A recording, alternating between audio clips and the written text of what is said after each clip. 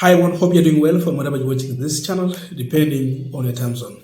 Now, William Ruto had fired his entire cabinet, and this was after the pressure had piled. After the people said reject finance bill, then they ignored, they passed it. Then the pressure piled, and again he was stopped from signing the finance bill, and he was forced to fire the entire cabinet. With all that, of course, the photo that has been trending, it was with the graphics that showing closed for renovation. This is an image of Kenya. That means that, nothing going on. The renovation is the only thing that is taking place in the country.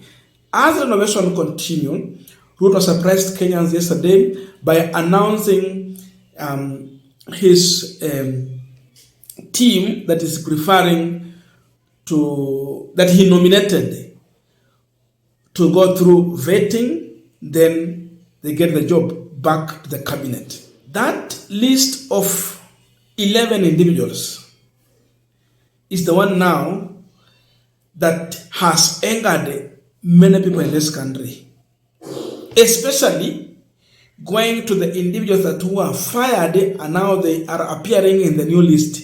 Akina Kindiki, Akina Duale, Akina Alice Wahome, Tuyu, and the rest. You know it. So with that, we have seen a notice written to the IG of police, the acting IG, showing that there is going to be a protest on Tuesday, 23rd, and the protest is clear. If you check on some of the posters that are already being shared on social media, it is telling the reason why people are going to protest. For example, before I read that letter, here are some of the posters here. New appointments, old problems. He promised us a fresh start, but has only recycled the same old appointments back to the cabinet. This is an insult to Gen Zs and the transformative change we are demanding. Now, more than ever, we must mandatory converge at Uhuru Park and make our voice heard. That's how Uhuru Park kutafurika. Another one that I saw, 80% haja anguka bado. Total shutdown. Tuesday, 23rd July. The final revolution fixing the nation. Tokea street. Beba maji, simu na flag. Ruto must go. Occupy everywhere. Reggae and courage. Another one. We said dissolve, not recycle. We demanded new leadership that reflect our aspirations, not a continuation of past failures. The time has come to urgently mobilize and gather at Uhuru Park to signal our refusal to accept recycle leadership. We demand a total overhaul. Occupy Uhuru Park, Ruto must go. When you have a protest, you give a notice 3 days earlier. That's why this information is being shared. So it is 3 days earlier. That means the information was already out. So I wanted to look into the letter, but just a quick request for those who are watching and you're not subscribed, please consider subscribing. To our returning subscribers, I thank you so much. And again, to all our viewers, please give this video a thumbs up. Thank you so much. And back to our discussion. Now, to prove to you that this is serious, that indeed Ruto should not think that he's going to rest. The fight is still going on. Just the letter proves that. And all that has angered this ni wale mawaziri 6 ambao walikuwa kwa serikali yenye ilitimuliwa wamerudishwa sasa, wanapendekezwa kurudishwa. Gen Z Forum Kenya, Gen Z. Acting Inspector General of Police Douglas Kanja, Kenya Police Headquarters, Jogoo House, Taifa Road, PO Box, Nairobi, Kenya. Dear Acting Inspector General Kanja, chaniweke hivi.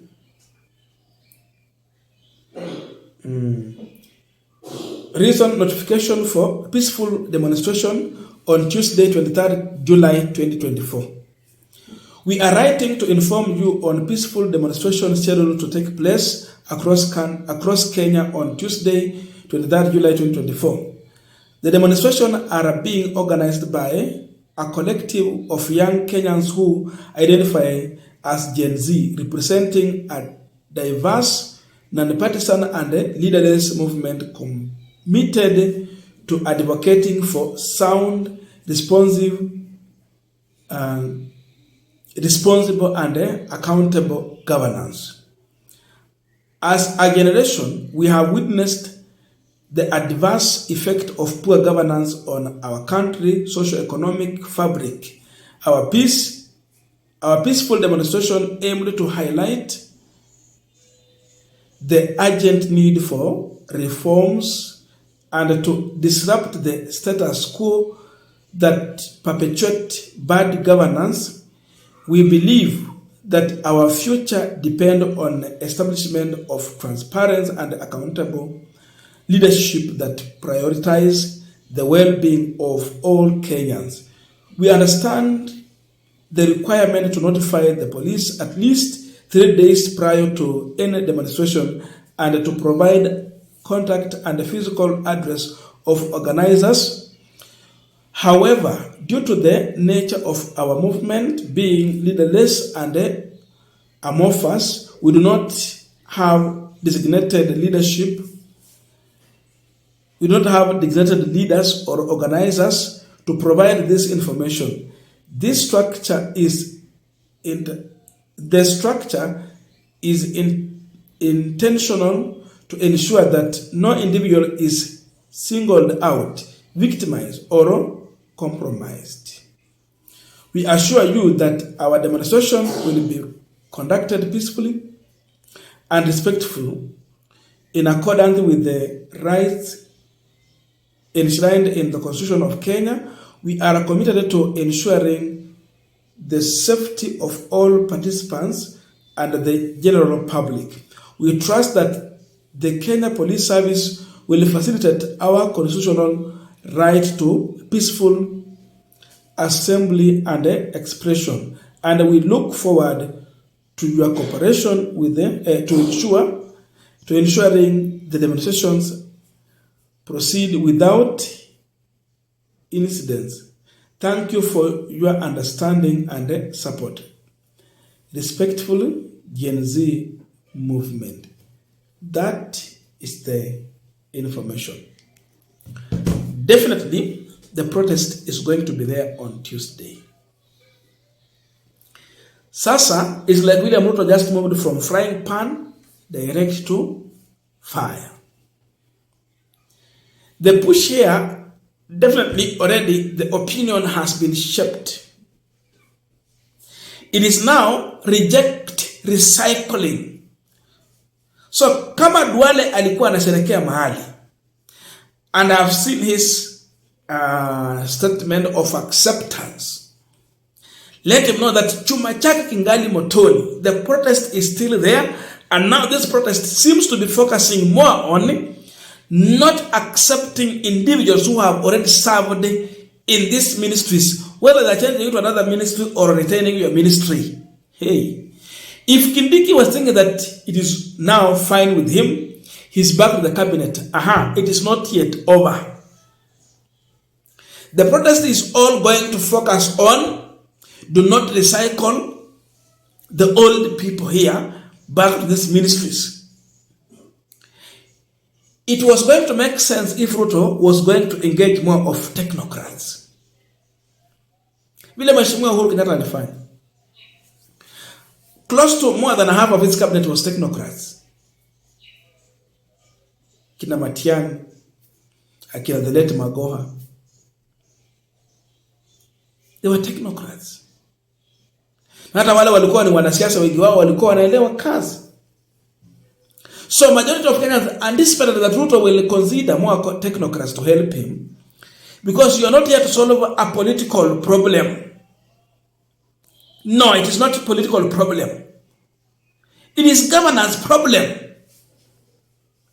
But Ruto is trying to fix a political problem. The whole issue is governance, transparency, period. So they say dissolve the cabinet, but not recycle. New appointment, old people. Hey, this one have to change. Kama akina Chirchir and the rest thought that they are now back, it is not yet over. So I see this protest going to focus more on mounting more pressure on William Ruto not to recycle these people. Now that he has made he has made the appointment, they are going to go to the parliament. So this pressure also is going to focus more on the parliament, members of parliament that do not pass the old names, reject them. So people who have been targeted here, two people, William Ruto and the parliament. The protest is going to be more mounting pressure on Ruto to tell him you made it wrong. But then the parliament is here. So Ruto can recall yale majina amependekeza, or parliament must stop that idea and tell William Ruto, please bring new names. And these names should be scrutinized. Wakuwe ni watu ambao wanafaa, wanatosha, ndio wapewe nafasi. Sasa mambo yamefika hapo. It is not yet over. I don't know your views, but let us meet in the comment section to continue this discussion. Thank you so much and see you in our next video.